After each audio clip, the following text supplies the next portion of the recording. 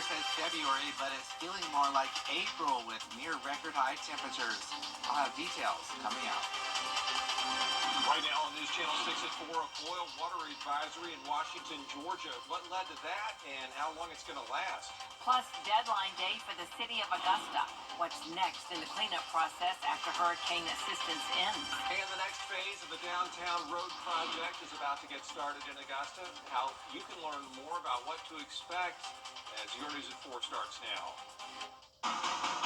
Live from Television Park, this is WJBF News Channel 6 at 4. Good afternoon, everybody. I'm Brad Neely. And I'm Jenny Montgomery. Thanks so much for joining us. Coverage you can count on begins in Wilkes County, where the city of Washington is under a 24-hour boil water advisory. That's after a big water leak this morning off Highway 44 on Greensboro Road. News Channel 6's Graham Lee covering it all for us. He's live now with the latest details. Graham? Well, Brad, Jenny, things are back to normal now, but this morning a water leak happened here at the Burnt Lumber Company. Just take a look at this video here. Workers and city officials tell me the water leak happened because of an old hydrant that broke close to 4 o'clock this morning after one of the joints unexpectedly failed. But Mayor Bruce Bailey tells me work crews were able to get the lines fixed within 45 minutes of that first phone call. But just to be safe, as you mentioned, city leaders have decided to issue a boil water advisory that will be in effect for the next 24 hours. The mayor says they're also doing this to protect the pipes, which stretch for miles around the city. We've got somewhere roughly 100 plus miles of pipes, both sewer and water. So these are old pipes, and we're working diligently to upgrade our infrastructure and make sure our systems are up. So it's just going to take time, and little incidences like this are going to occur. So city officials are urging residents to avoid this part of the city if possible. And because the water levels are low, they're encouraging residents to conserve their water. That way, they have that water until the water is at a better level. They're going to provide more updates online as soon as they get it, and you can count on us to do the same. Live in Washington, Graham Lee, WJBF, News Channel 6. It's time now for a first look at the weather with meteorologist Miller Hyatt. Yeah, warmer temps, especially as we head to the weekend now, Miller. Yeah, we're talking near 80 degrees, Brad and Jenny, and the record high for Sunday is 81 degrees, so we'll be challenging that record high. And if you like the warm weather, it even lasts even further into mid-February as of right now. So looking outside at the Minton Center in Aiken, we've got some sunny skies. That's allowing things to heat up today. So we do have some clouds that are dissipating, so most of us are sitting nice and sunny. And check out the temperature here. It's 79 in Barnwell, 76 in Waynesboro, 70 in Aiken. But where you see more cloud cover, it's in the 60, 68 degrees right now in Gibson. It is also breezy out there, winds gusting up to 24 miles per hour out of the southwest, and that's thankful for these warm temperatures here. So dew points are right now are near 60 at this hour, so it's starting to feel a little bit muggy out there, especially compared to what we have been dealing with.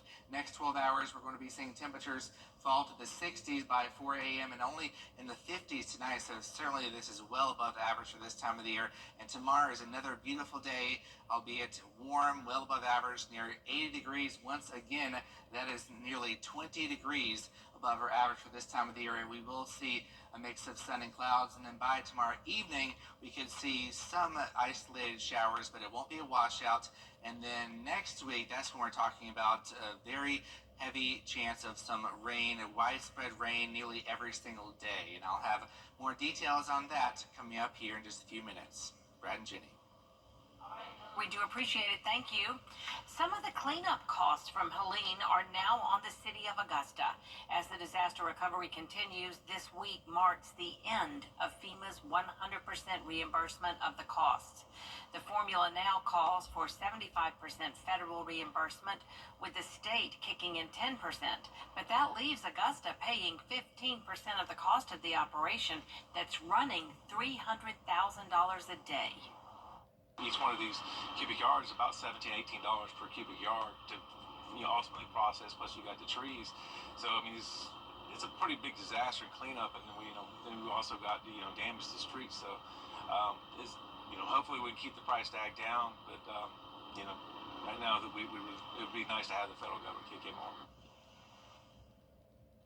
And it's not just an Augusta expense. This impacts every community in the state. That's why the mayor says Georgia senators and the governor are working on another 30-day extension for the 100% FEMA reimbursement.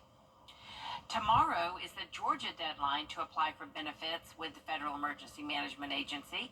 Applicants may be eligible for a weekly benefit of as much as $365. If you are curious about all of the road work downtown, you might want to check out a meeting tonight where you can see renderings of the Downtown Augusta project and ask questions. Improvements continue along Broad Street downtown. It is a big project that's being done in 4 phases. The first phase started at Millage Road and went down to 15th Street. This next phase will run from 15th Street down to East Boundary. The entire street will look completely different than it does today. Everything from one side to the other side. So sidewalks, the actual roadway, the medians that go down the middle, all of it will be changed and will be different after we're done with this project. The public meeting, once again, is tonight. It's at the Municipal Building from 6 until 8 o'clock. A deadly shooting investigation is underway in Aiken County. This happened last night at Springside Apartments off University Parkway. 25-year-old Tevin Jackson was found dead inside of a car.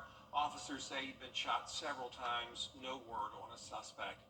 2 people accused in a deadly shooting in Augusta. 19-year-old Kayadiar Oliver and 21-year-old Madison Lewis Jr. are charged with murder. They're accused of shooting 19-year-old Damian Patrick, all these people so young, at the Family Dollar off Laney Walker Boulevard. This happened yesterday afternoon and the victim died at the hospital. Georgia lawmakers are pushing new school safety measures, including safe gun storage. The bill creates a statewide student database, requires schools to provide an anonymous reporting app, and creates a tax credit for gun owners. They get that tax break if they buy safe storage devices or trigger locks, even if they take gun safety courses. Really what the goal is, as with car seat laws, as with DUI laws, is to create a culture and expectation of safety, right? We want to prevent people from doing these irresponsible things in the first place. Lawmakers have already introduced 14 gun bills this session. Coming up this month's edition of Your Hometown History. We're going to take a look at the Sacred Heart Cultural Center next. Drought conditions are worsening with a moderate drought now in place for portions of McCormick and in Macon County, but thankfully we've got above average precipitation on the way. I'll have the forecast coming up. Tickets, visit EtheridgeCenter.universitytickets.com or call 803-641-3305. The CSRA is full of amazing women. Women who inspire. Women who innovate. Women who lead. That's why News Channel 6 brings you Women to Watch. On the last Wednesday of each month, News Channel 6 recognizes local businesswomen who are making a positive impact in our community. Nominate someone today at WJBF.com. Sponsored by Goodwill.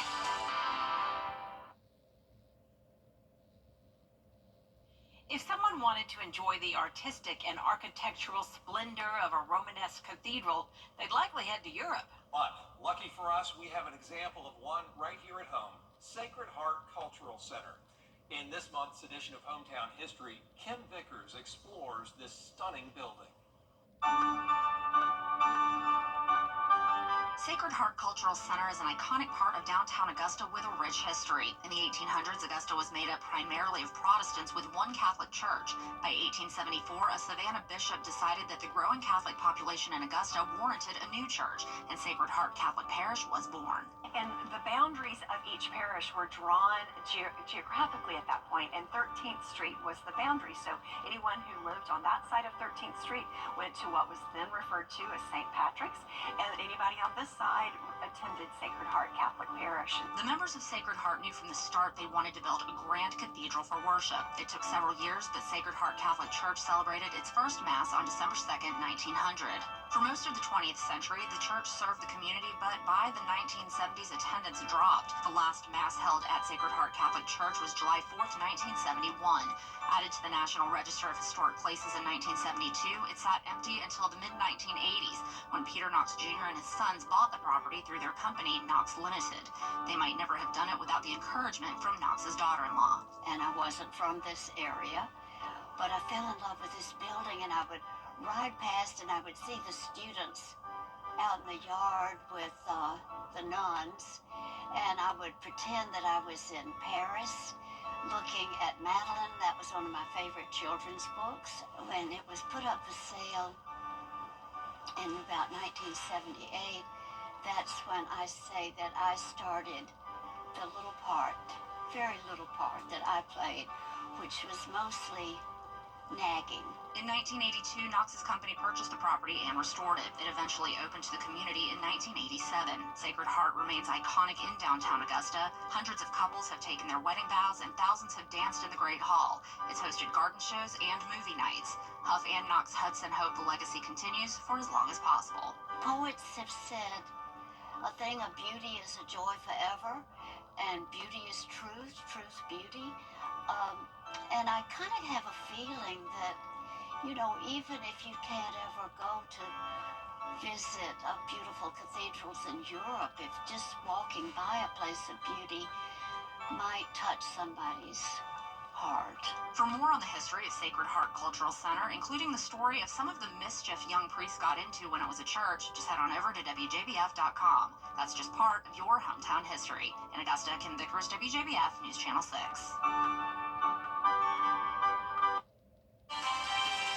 Coming up, Miller has your full forecast. And severe weather is wreaking havoc again, but this time it's not hitting the south. Weather headlines on WJBF News Channel 6. Brought to you by Hickson Roofing. If your roof needs fixing, call Mr. Hickson. At Brakes for Less. B.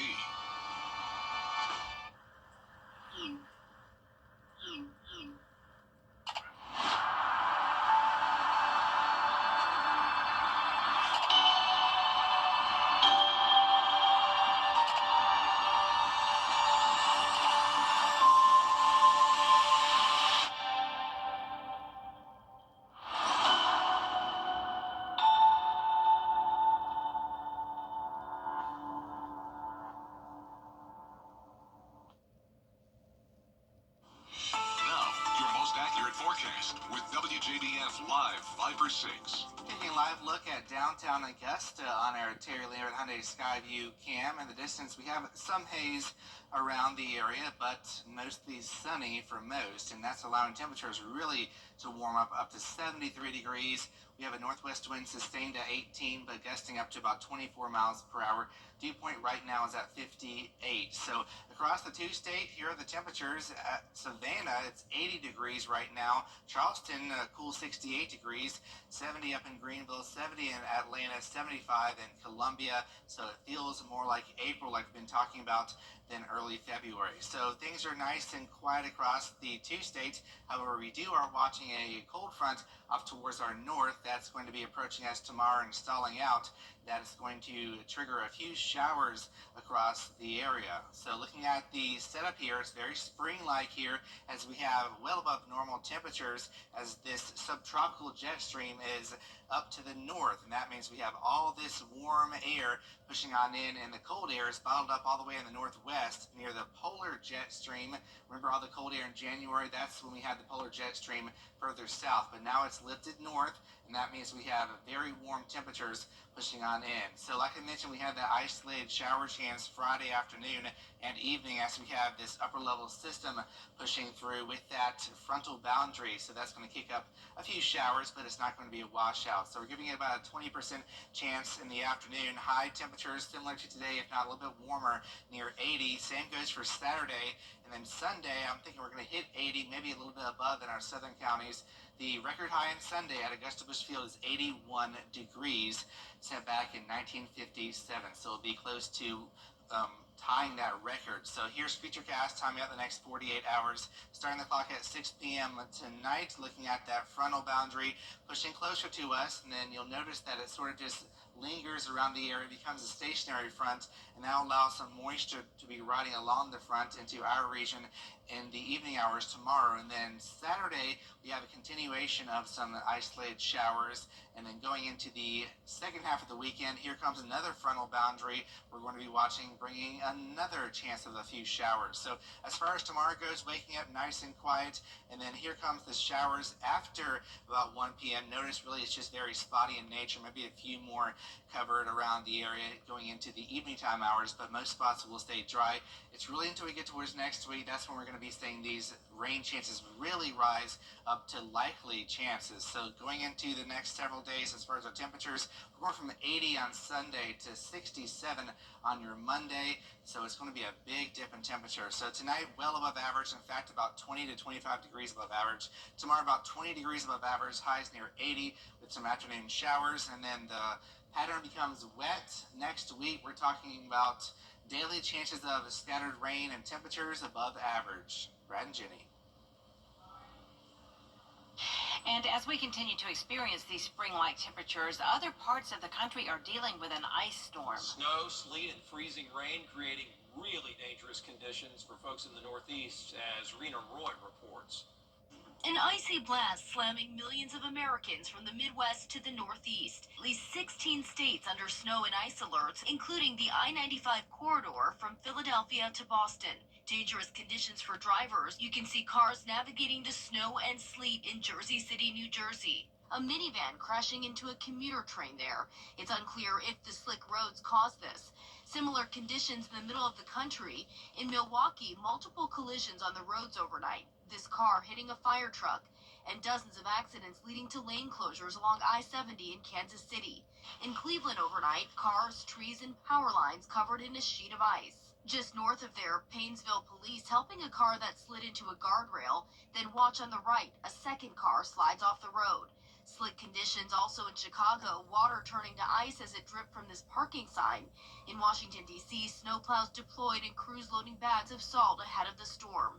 To the west in Seattle, a separate storm system blanketing highways with snow.